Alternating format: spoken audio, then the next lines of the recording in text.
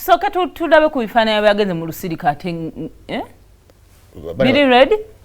bale bagenze mu lusirika anga bali mu Dduyiro abagenze mu lusirika bakozesa le Dduyiro oyina okukola mu kuddira ate webake bwebasi muzuke mulye breakfast ale kunsi teri kintu kibinga mukama wo yakulembedde jjukira ate oli wa Dduyiro wakuba kutula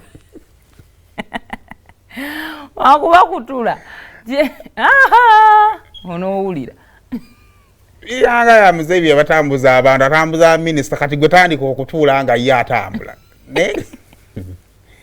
naye kale ekirungi nnyo okukipinga fit ekirungi nnyo olusirika tutuddamu okukwatiriza tukyagenda mu maaso luli pozi mwana yakiyisa atya bali jjinja naye ekyaggwe kunkulungirize z'ekyaggwe nkingizi z'ekyaggwe nkingizi patriotism too much kale naye nga olusirika lukyagenda mu maaso kale mbadde ekyaggamba over the weekend twalina emboozi nyuma twava ku Friday nga tuli mu Lwasa pozi nali siriiwe wali teriiwe tuba tuva mu Friday tuli mu Lwasa naye wakati wa Friday ne Saturday omwana welira watusalirako ejinja mwejinja teri network mulinzisa n'ejjinja